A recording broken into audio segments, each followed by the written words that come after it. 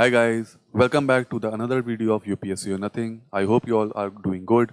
So today we are going to discuss current affairs for 5th of August 2020.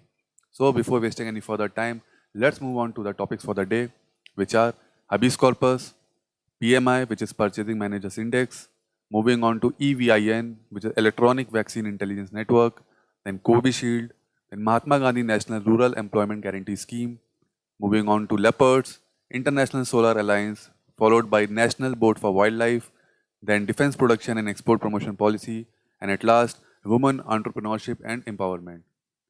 So our first question of the day is, which of the following statements is or are correct about habeas corpus? Our statements are, it is an order by a court to the detaining authority to produce the arrested person before it. Second, only the Supreme Court under Article 32 can issue the writ of habeas corpus. Third, it can only be issued against public authorities. Our options are 1 only, 1 and 2 only, 1 and 3 only, and all of the above. Think about it, take a pause, then we will discuss it. Okay, if we look into our first statement, it says that it is an order by a court to the detaining authority to produce the arrested person before it. This statement is absolutely right. Okay, this is absolutely right. Second, only the Supreme Court under Article 32 can issue this writ. No, this statement is wrong because even High Court has got the power under Article 226 to issue the writ. Okay, and you can see इधर पे एक extreme word भी दिया हुआ है only, तो हमेशा हम लोग को इस चीज़ का ध्यान देना चाहिए क्योंकि यूपीएससी ज़्यादातर majority of the times extreme words को डालता है कि बच्चा कंफ्यूज हो जाए. Okay, third statement, it can only be issued against public authorities. This statement is also wrong because it can be issued against private individuals as well. Okay, if we look into this picture, we have more information about this writ. First, it is a Latin term which means to have the body of. Okay, and it got originated in England, this concept. Okay, then it is the bulwark of individual liberty against arbitrary detention. Whenever arbitrary detention happens, then this writ can be issued against the detaining authority. Then we have these constitutional powers under Article 32 and 226 for Supreme Court and High Court to issue the writs. Then petition may be moved by a friend, social worker, or even a stranger on behalf of the prisoner. Okay, so if a prisoner is not able to move the petition, then these people can move the petition on his behalf. Okay, then we have also got a landmark judgment in India, which is ADM Jabalpur versus Shiv Kant Shukla in 1976, and it is also popularly known as habeas corpus case. In this unrestricted power of detention during emergency, this question was raised and decided. Okay. Then apart from habeas corpus, we have also got 4 other writs, which are mandamus, prohibition, certiorari, and quo warranto. I won't be discussing each of them in this video because it will become very long. So I will make a separate video for writs. Okay, so stay tuned. So moving on to our next question, which of the following statements is or are correct about Purchasing Managers Index? Our statements are, it is an indicator of economic trends in the manufacturing sector only. Second, it is published annually. Our options are 1 only, 2 only, both 1 and 2, none of the above. Okay, if we look into our first statement, it is an indicator of economic trends. This is right. In the manufacturing sector only, this is wrong. It is an indicator for the manufacturing sector and services sector. Okay, both. ये दोनों के लिए ही आता है, ये index separately आता है, फिर बाद में दोनों का मिला के कंपोजिट इंडेक्स भी निकलता है. Okay, second, it is publish annually. This is also wrong क्योंकि इट इज़ पब्लिश्ड मंथली, मतलब हमेशा मंथ के स्टार्टिंग में ही यूजुअली ये आ जाता है. ओके, तो our correct answer is D, none of the above. If we look here, that it is an indicator of economic trends in both manufacturing and services sectors, which is calculated separately as we have discussed already.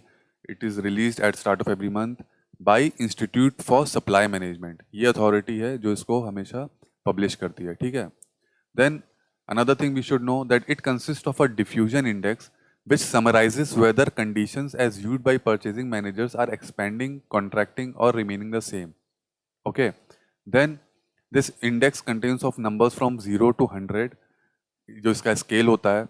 If PMI index scores above 50, then it represents that the economy is expanding, and if the score comes below 50, that it means that the economy is contracting. ठीक है, ये हमेशा याद रखना चाहिए. अगर 50 के ऊपर है तो मतलब expand कर रही है इकोनॉमी, अगर उससे कम है, 50 से कम है तो contract कर रही है, और अगर 50 में ही रहती है तो इसका मतलब कि कंडीशन सेम है.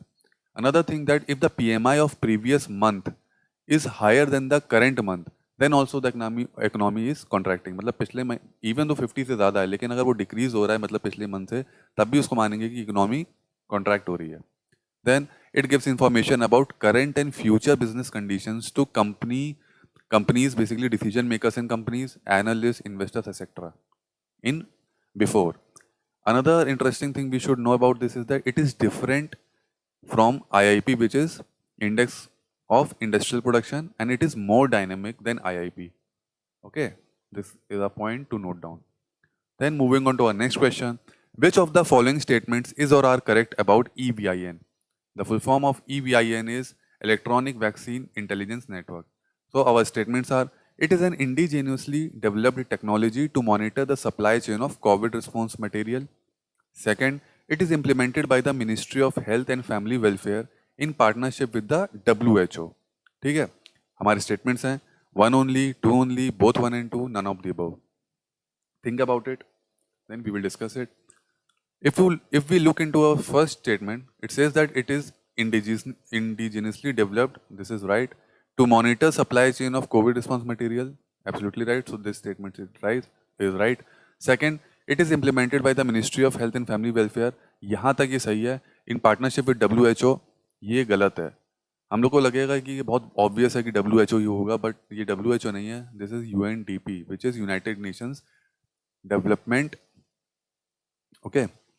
Then if we look into this, then we will see that it is developed to digitize vaccine stocks and monitors temperature of cold chains through smartphone application. मतलब ये cold chains का temperature को monitor करता है through an application. ठीक है. Then another thing that it aimed at strengthening immunization supply chain systems across the country. Immunisation का जो सप्लाई चेन है, बेसिकली जो मेडिसिन और वैक्सीन का जो सप्लाई चेन है, उसको और स्ट्रेंथन करने के लिए इस नेटवर्क को लॉन्च किया गया है. This also supports government's universal immunisation programme जो 1985 में लॉन्च हुआ था. इस यूनिवर्सल इम्यूनाइजेशन प्रोग्राम के अंडर कुछ 12 डिजीजेस हैं जो कि वैक्सीन प्रिवेंटेबल हैं. ठीक है, उनके लिए जो वैक्सीन अवेलेबल हैं, they are free of cost by the government. Okay. Then this EVIN is implemented under National Health Mission in partnership with UNDP.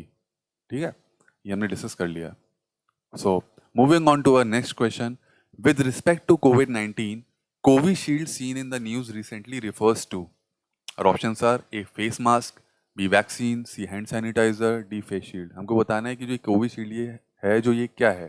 ठीक है. So our correct option is it's a vaccine which is developed by Oxford University. And ये news में इसलिए क्योंकि recently India में serum institute of India है जो कि पुणे में है. It is the largest manufacturer of vaccine in India. इसको परमिशन मिल गई है इस कोविशील्ड का ट्रायल करने के लिए, जो कि फेज़ 2 और फेज़ 3 का जो ट्रायल है वो ट्रायल करने के लिए नॉट मिल गई है. ठीक है, इसलिए न्यूज़ में था. इसके लिए और कुछ ज़्यादा कुछ जानने में है नहीं. इसका एक टेक्निकल नेम है, but I don't think that UPSC will ask that question. So moving on to our next question, consider the following statements regarding MG and Mahatma Gandhi National Rural Employment General Scheme (MNREGAs) and choose the correct option. First, it provides legal guarantee of wage employment of 75 days to the adult members of rural households. Second, 1/3 of beneficiaries should be women. Third, it is implemented by Ministry of Labor and Employment. Our options are 1 only, 2 only, 1 and 3 only, 2 and 3 only. ठीक है. Take a pause, think about it, then we will discuss it.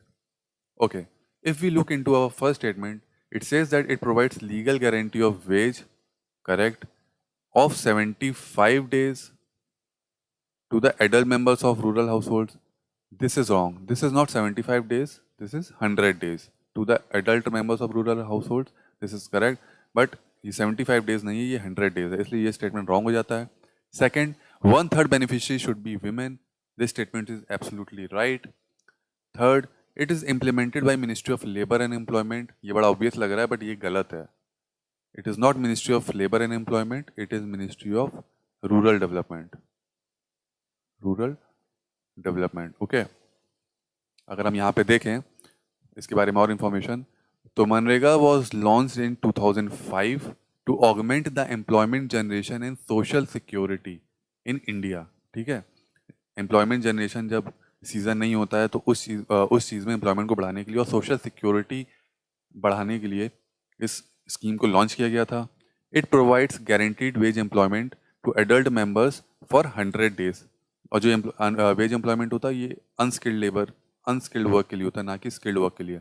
Another thing is that in this worker has the right to demand and receive work within 15 days of receipt of application. मतलब वो demand कर सकते हैं जब उनको application मिले with in 15 days. और अगर उनको वो वर्क नहीं मिलता है तो इसमें एक कंपनसेटरी डेली अलाउंस भी मिलता है, जो कि 1 to 30 days तक 25% होता है मिनिमम वेज रेट के, और उसके बियॉन्ड 50% हो जाता है. ठीक है, ये हमें याद रखना होगा. देन जो वेजेस होते हैं they are paid according to state minimum wage rate notified under minimum wages act 1948. Okay, another thing, it is implemented by ministry of rural development. Then इसमें एक प्रोविजन है ग्रीवांस रिड्रेसल मैकेनिज्म के लिए. मतलब कुछ भी अगर ग्रीवेंस होता है वर्कर्स को तो उसके लिए ये चीज़ होनी चाहिए. Another thing, social audit is must for all the works implemented under the scheme. मतलब कोई भी वर्क अगर होता है तो उसका सोशल ऑडिट बहुत मैंडेटरी है. Another important thing, there are equal wages for men and women. कोई भी उनमें डिफरेंशिएट नहीं किया गया है, सबको मतलब इक्वालिटी दी गई है. ठीक है, और ये न्यूज़ में इसलिए था क्योंकि इसमें न्यूज़ में था कि MNREGA running out of fund. मतलब कि जो फंड्स हैं जो ऑलरेडी 50% से ज़्यादा गवर्नमेंट यूज़ कर चुकी है तो वो आउट ऑफ फंड्स जा रही है, इसलिए न्यूज़ में था. और ये बहुत इंपॉर्टेंट भी है, हमेशा यूपीएससी इस पे क्वेश्चन पूछता रहा है time to time. Okay, moving on to our next question. Which of the following statements is और आर करेक्ट अबाउट लेपर्ड्स. ठीक है, our statements are: it is the smallest of the big cats and is known for its black spotted coat. Second, it is a different species from jaguar. Third, it is listed as vulnerable on IUCN Red List. Your options are 1 only, 1 and 2 only, 2 and 3 only, 1 and 3 only. Take a pause, think about it, then we will discuss it. If we look into our first statement, it says that it is the smallest of the big cats and is known for its black spotted coat. हम सबको पता है कि leopard में एक black spots होते हैं. And yes, it is the smallest of the big cats. तो ये statement सही हो जाता है. Second, it is a different species from jaguar. जिसको आपको पता है जैगुआर को ब्लैक पैंथर भी बोलते हैं. तो क्या ये उससे डिफरेंट स्पीशीज़ है? No, this is wrong. It's the same. और वो क्यों होता है वो मैं आपको आगे बताऊंगा. Third, it is listed as vulnerable. ये बिल्कुल सही है. और ऑप्शन इज 2 and 3. ओके, इधर देखिए पहले तो. It is a nocturnal animal. Nocturnal का मतलब ये हमेशा रात में निकलता है और रात में हंट करता है, तो इसको नॉक्टर्नल बोलते हैं. सेकेंड, जो मैंने आपको बताया था कि जैगुआर और लेपर्ड अलग नहीं होते हैं, सेम स्पीशीज है, वो मेलेनिज्म की वजह से होता है. Melanism is a kind of deformation in which the entire skin of animal is black in colour including it's spot. मतलब ये एक डिफॉर्मिटी है जिसमें पूरी स्किन ही ब्लैक कलर की हो जाती है, उसके स्पॉट भी, तो इसलिए वो एंटायरली ब्लैक लगता है. इसलिए जैगुआर और ब्लैक पैंथर को एक मेलेनिस्टिक लेपर्ड ही होता है बेसिकली. ठीक है.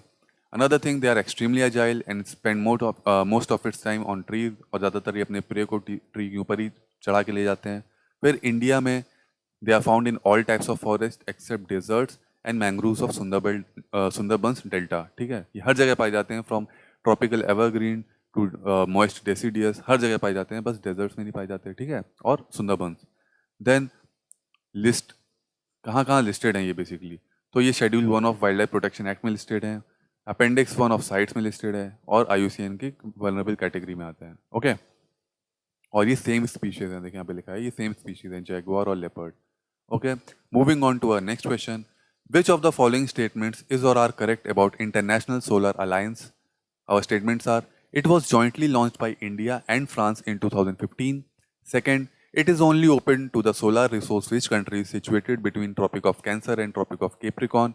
Third, it is headquartered in Paris, France. Our statements are: Our options are 1 only, 1 and 2 only, 2 and 3 only, all of the above. Take a pause, think about it, then we will discuss it. Okay, if we look into our first statement, it says that it is jointly launched by India and France in 2015. This statement is absolutely right.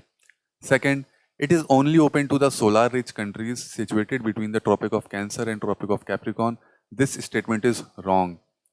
ये news में इसलिए क्योंकि इसमें इस agreement में एक amendment आया है जिसमें अब ये जो अलायंस है it is open to all the 192 countries of the United Nations. अगर ये अमेंडमेंट अगर न्यूज़ में नहीं था, मतलब इसके पहले it was only open for the countries which are situated between Tropic of Cancer and Tropic of Capricorn. तब ये बिल्कुल सही होता, लेकिन अब चेंजेस आ गए. अब यूनाइटेड नेशंस के जितने भी 192 मेंबर्स हैं उनमें से कोई भी अब इसका अलायंस का मेंबर बन सकता है. ठीक है, तो ये स्टेटमेंट भी हमारा रॉन्ग हो जाता है. Third, it is headquartered in Paris, France. This statement is wrong because it is headquartered in Gurugram, India, जिसका पुराना नाम गुड़गांव है. And it is very interesting fact that कि ये एक ओनली इंटरनेशनल ऑर्गेनाइजेशन है जिसका हेडक्वार्टर इंडिया में है. इसके अलावा किसी भी ऑर्गेनाइजेशन का हेडक्वार्टर इंडिया में नहीं है. ठीक है, इसके बारे में और चीज़ें देख लेते हैं. That it is a multilateral forum, ठीक है, which was launched by India and France on the sidelines of COP21 of UNFCCC. COP मतलब Conference of Parties and UNFCCC मतलब United Nations Framework on Climate Change. Okay. Then it was launched to increase the use of solar power to curtail carbon footprints. मतलब जो carbon dioxide और जो global warming हो रही है उसको कम करने के लिए, टू टैकल क्लाइमेट चेंज. ठीक है, it was signed by 87 countries and ratified by 67 countries. मतलब ये 87 कंट्रीज ने इसको साइन कर दिया है जिनमें से 67 ने रेटिफाई भी कर दिया है. और लास्ट कंट्री 87th कंट्री जिसने इसको साइन किया है that is Nicaragua and it is a central American country. ठीक है, okay, these are the things which we should know about International Solar Alliance. Moving on to our next question. Which of the following statements is or are correct about National Board for Wildlife? Our statements are: it is a statutory body under Wildlife Protection Act 1972.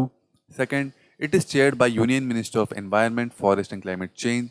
Third, it is advisory in nature and can only advise the government on policy making for conservation of wildlife. Our options are 1 only, 1 and 2 only, 2 and 3 only, and 1 and 3 only.